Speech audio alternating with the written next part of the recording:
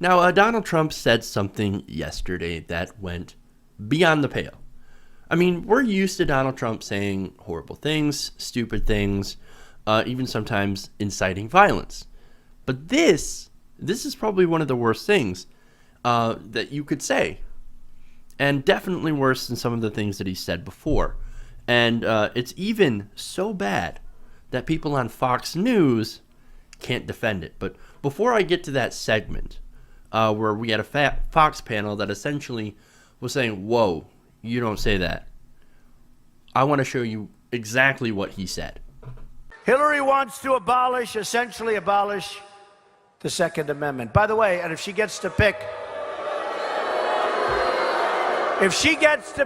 her judges, nothing you can do, folks. Although the Second Amendment people, maybe there is, I don't know. But I'll tell you what, that will be a horrible day. That will be a horrible day. Well, a horrible day if she wins, or a horrible day if she gets shot? I don't know. If the Second Amendment people take care of it, it'll be a horrible day. Okay. Look, that's pretty vague and, to be honest, a little disturbing. Basically, why is it disturbing? Because, look, we have a history of this. We have a history of political assassination. We had JFK, we obviously had Lincoln, Reagan got shot at a few times, there's been people that have shot at the White House before. We've got a history with this, okay? Now, the other disturbing part is that he's peddling a false narrative. He's peddling a lie. He's talking about how the Second Amendment is going to go away with Hillary Clinton. Now, that's funny because back in 2008, Hillary Clinton was nicknamed Annie Oakley. Why? It's because she talked about how when she was young, her father told her, showed her how to shoot, and she loved her guns and everything. And so, look, she had some pro-gun stances back in 2008. She's kind of reversed a little bit since, but to say that she's going to eliminate the Second Amendment, abolish the Second Amendment, you can't actually do that. First of all, he's talking about judges, right? The judges that she'll pick will be very pro-corporate. For example, people like Merrick Garland, which was Obama's choice. And the choice, well, Hillary Clinton said, hey, I wouldn't go against Obama's choice. I like Merrick Garland. Why? Because he seems like he's pro-money in politics and pro-corporate. Well, I'm okay with that. She's not going to choose judges that are going to go against the Second Amendment. Why? We all believe in the Second Amendment. Even liberals, especially liberals, believe in the Second Amendment. But the thing about that is that even though we believe in the right to bear arms, we don't think everybody should be able to carry any kind of weapon that they want at any time, at any place. We're not in favor of shoulder-mounted rocket launchers, okay, and being able to carry around that shit. Okay, so look, we believe in modest limits. And there are a lot of conservatives out there that are like, well, of course, we don't want you to have shoulder-mounted rocket launchers and AK-47s, but they're already banned. So you believe in gun control then. But there are surprisingly people out there that don't believe in any gun control at all, that think we should have any weapon at any time, including military-grade weapons. Now, to me, that's military-grade stupid. I don't agree with that. I don't think that we should all be armed with automatic weapons. That's ridiculous. That's like, if you want to go there to a place like that, go to Somalia and become a warlord. It's pretty easy. Just go and buy a bunch of weapons, high grade military weapons from an arms dealer, probably Hillary Clinton, and go to Somalia and become a warlord if that's what you want to do. No, the way you fight tyranny, real tyranny, is the ballot box. But I know there are people that will disagree, but anyway. So, as I said, Trump is flat out lying about Hillary Clinton's stance in the Second Amendment. Yes, she is pro-gun control. Once again, gun control doesn't mean taking away all your guns. It means saying, hey, maybe we should take some extra steps to make sure that people that shouldn't have guns don't get guns. That's a sensible position. Nobody wants mentally ill people to get guns. Well, I mean, look, there are a few people that do. But I would argue that they are also, in some way, probably mentally ill. I'm just saying. But look, that's what Trump does. He lies. He's a serial liar. So he goes out and says, of course she wants to get rid of the Second Amendment. Of course she wants to get rid of your ability to protect yourself and to, get guns. But of course. Well, that's what he does. He's a serial liar. Now, that said, after this whole thing blew up yesterday, the Trump campaign released a statement saying that Trump was referring to how the NRA and other backers of the Second Amendment had political power to stop Clinton at the polls. Well, if that's the case, then maybe he should have been more clear. He should have been a lot more clear. But then again, look, that's how Donald Trump operates. This is the first time he's said something very vague, right, that ended up being construed into something that's quite dangerous. Now, he says vague things like this that certainly imply one thing. In this case, that the Second Amendment people could stop Clinton from taking away their guns. Wink, wink, nudge, nudge, right? And then later on, he comes out and says, oh, that's not what I meant. I didn't say that. I didn't mean that. No, the media is against me. Sad. He immediately took to the Twitter and started blaming Democrats in the media. Oh, this is the left-wing media. They're treating me so unfairly. So unfairly. Sad. Look, you want to talk about the media being against Trump? Here's a Fox News panel that is actually going to call out Trump for what he said. Watch.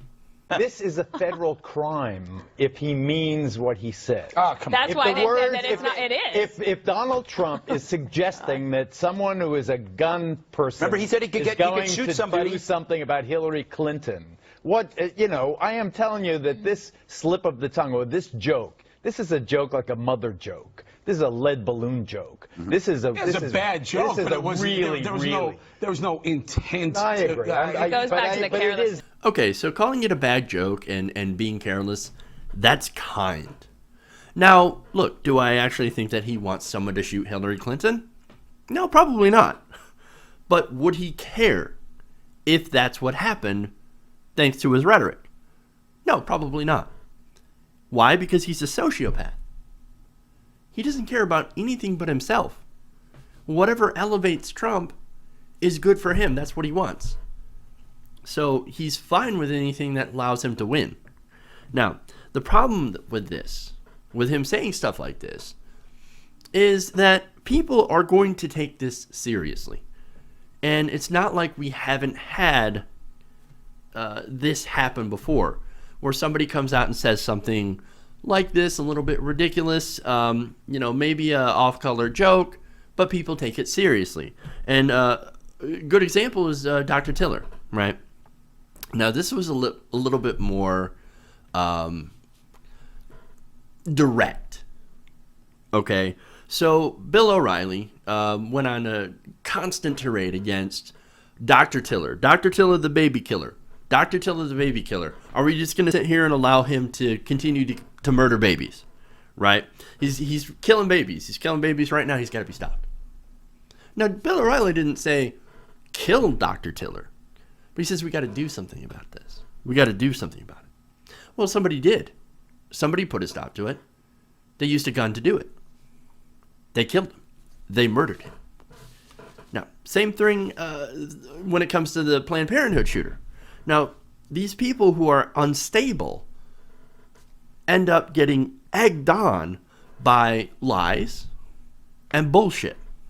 I mean, you could go down the line of people who ended up grabbing a gun because they've been told things like, these people are a threat, they're taking away your rights, they're killing babies, they're coming to take your freedoms, they're coming to take your jobs, they're coming to take everything you own, they're going to take away your religion, et cetera, et cetera, et cetera, and you got to stop them, right?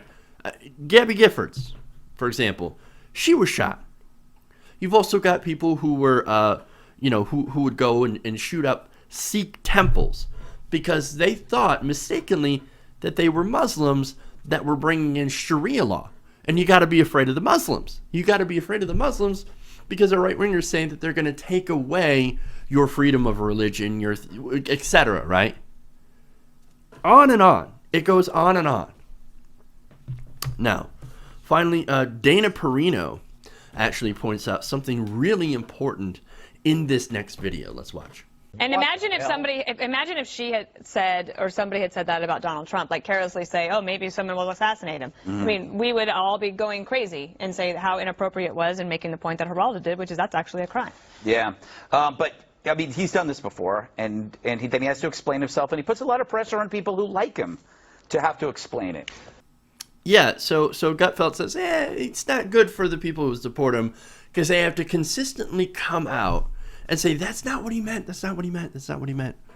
Well, you know what's funny is that there's a lot of Trump supporters that like him for the reason that, well, he says what's on his mind, he says what's on his mind.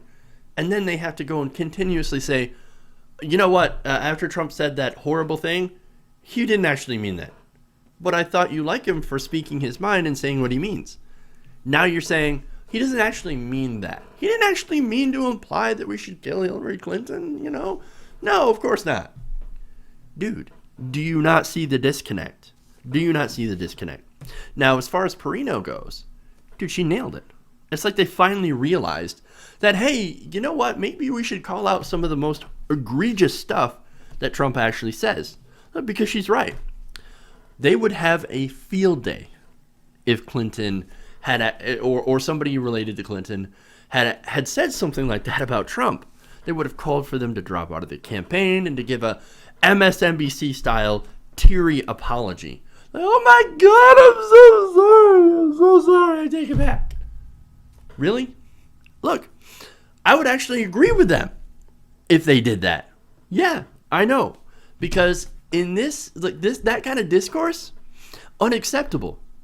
And I don't know why right-wingers tend to always go with the gun option, with the imagery, with the putting crosshairs on people, and all the ads where they're posing with guns, where they're shooting guns. There was this other guy, I forget what his name was, and he was running a local race, and this guy was sitting on a Gatling gun. Just that's the kind of ads that they run. And of course we're going to go after the Democrat machine with our machine guns. Hey, can we stop with the gun imagery? Like, I understand that guns are an important part, but we're not enemies to that extent. We have political differences, sometimes significant political differences, but we don't solve those with a gun. You don't solve those with a gun. And that's the problem that we have here in America, is that we can't seem to get past that fact. We can agree. You sit down and talk with a conservative and actually have a reasoned discussion. You're going to find out that you have a lot more in common with a conservative than you think. And that, hey, maybe you can come to a little bit of a compromise. But the problem is that we're so divided and so polarized, and some people believe that the other side is evil and trying to do irreparable harm to the country. Now, I would argue that there are a couple of people who really do want to do some harm to the country. Or there's some people as well that don't think that what they're doing is doing harm to the country, but it actually is. So there is that, people. But look, we have to get over this gun imagery, okay? We just have to. It's not good for politics, and it's not good for anyone else. But look, simply put, when it comes to Trump, you don't do this. Okay, joke or not, you don't lie about the president first, eliminating the Second Amendment, and then imply that the Second Amendment people should stop her. Because we've heard this before.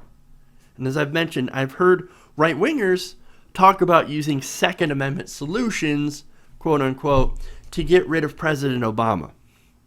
And if that type of talk doesn't disturb you, doesn't make you sit there and think, hey, wait a minute, we're talking about possibly killing someone, a political opponent. If that doesn't disturb you, then maybe you're not a good person. Hey everybody, if you liked this video, then please like this video and share. And if you want to see more like this, then please hit that subscribe button below.